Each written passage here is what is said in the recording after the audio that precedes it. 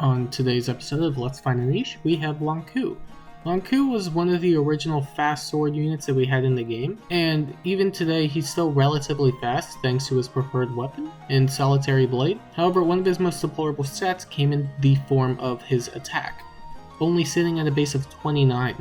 With no super boon to call it either, he only gets up to 32 base attack with the boon. As a result, it's more than recommended to take something like that over any other boon because he needs to deal damage. And even at a plus 10 Lon'qu with neutral IVs, he only hits 37 attack, which is definitely better from his far cry of 29 to begin with, but it's much lower than it should be. Which is why when he did get Solitary Blade, it did help out a tremendous amount, as the weapon is a slaying weapon with life and death built into it.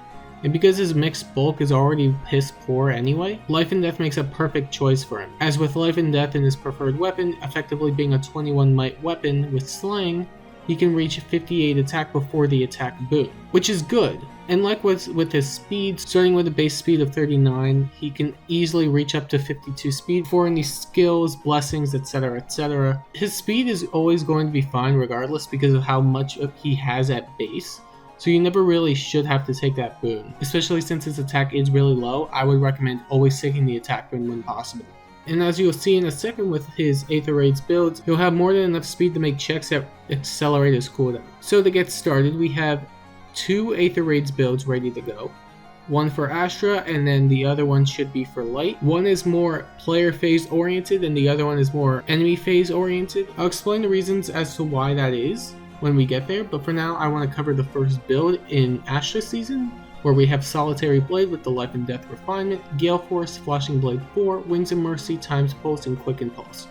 This, if you've already seen a bunch of other builds similar to this in previous videos, is going to be for Gale Force supporting. Solitary Blade coming with innate Slaying means he can start out with a Gale Force cooldown of 4, Times Pulse going to 3, and then Quick Impulse for 2. Once Wings of Mercy is activated, he can then go in and then get 2 cooldown per hit with Flashing Blade 4, and extra damage as Flashing Blade 4 grants an additional 5 attack, which is true damage. This shouldn't be a problem at all. However, the only thing you might have to watch out for is guard effects, because guard effects will make the Gale Force strategy harder to pull off. Even with his innate Slaying, he only starts with 4, then 3 with Times Pulse, and Quick Impulse for 2. He would need something else to get more cooldown if he wants to have instant Gale Force going, such as a Valoria or a Raphael. But in most cases, this shouldn't be a problem, as most of the time, teams aren't running some sort of guard anyway.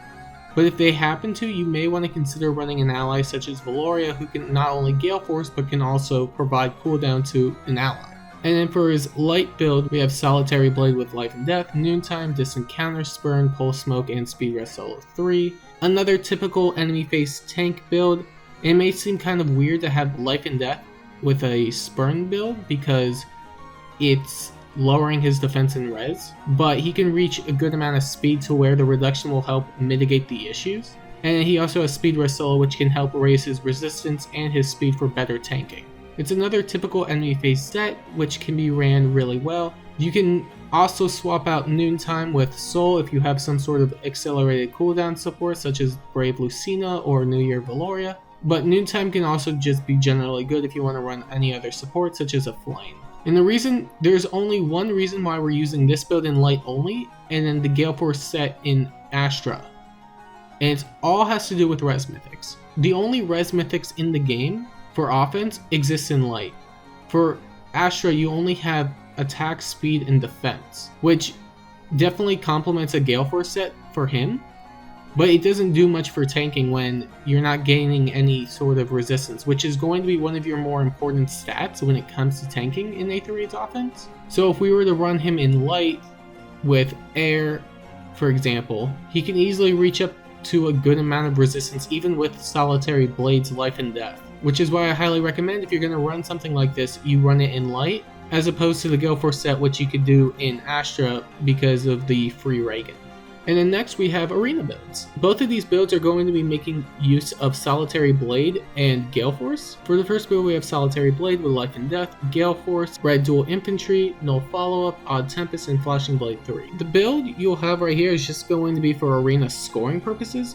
The reason we have Null Follow-Up as opposed to something like Desperation or Close Call is because we want him to secure doubles. And with the dual infantry granting additional stats, Flashing Blade 3 in his seal, and Odd Tempest, he should actually make for a really decent hit and run unit.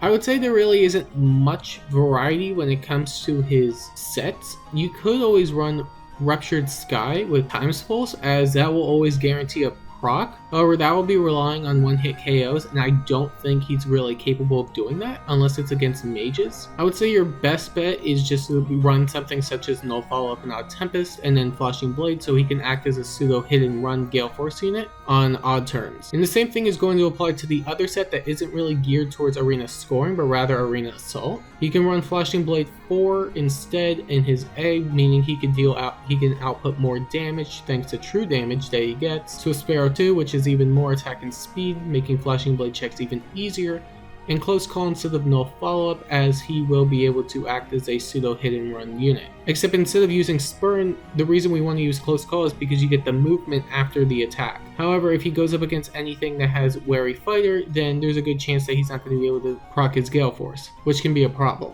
In fact, the other problem can also come from Tier 4 stance skills, as they have built-in guard, meaning he's not going to be able to Gale Force off them unless the cooldown of Gale Force is relatively lower than it normally starts out to be. Otherwise, it's going to be a problem. But I do think for hit and run strategies, having Close Call is generally better with Odd Tempest, because he can effectively move 4 spaces on odd turns as long as he procs Gale Force, and that's going to be the kicker. And then finally we have general use builds. The first build is more of a sort of meme kind of thing that you can do, but I'm not entirely sure on how well it's going to do, because it makes him extremely frail. But anyway, you have Solitary Blade with Ruptured Sky, Life and Death 4, Vantage, Times Pulse, and then Life and Death in his seal, and it increases his attack and speed by a drastic amount because he gets an additional 12 stats from his A and his S. Times Pulse is just there, so you can always initiate with Ruptured Sky. And because he has a good amount of HP, he should be able to take at least one hit that isn't from a blue unit. However, if he is in the Vantage range, he could possibly retaliate with Ruptured Skies at a given notice. But I don't expect him to tank, and I don't expect him to output enough damage in the enemy phase for him to survive afterwards.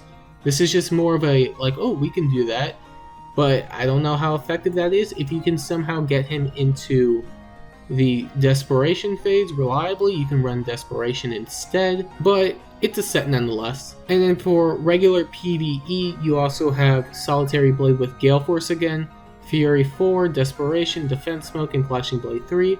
Similarly to the other Gale Force builds, you will want something that gives you accelerated cooldown, so Flashing Blade 3 in the seal always helps. Fury 4 pairs really well with him because he could get into the Desperation phase and can help him take at least one more hit. It also increases his attack and speed, so he can output even more damage. And then you also have Defense Smoke, so you can easily deal with foes who may be on the bulkier side. However, it's not always a guarantee, especially if you're not in the Desperation phase. But I also don't expect you to get one shot back unless they have a special or they're a hard-hitting blue unit. But generally speaking, you should avoid those if you can with Lon'qu, because high defense blue units he's not going to pierce through. It's just not going to happen. And that about covers Lon'qu. Lon'qu is still a really decent unit, all things considered. I would build one if I had the feathers personally, because I think it would be fun to run triple life and death, but I also don't have the resources to do that. But in any case, let me know what you thought down below, and I always try to read the comments, so let me know what you think. Until then, thanks for watching.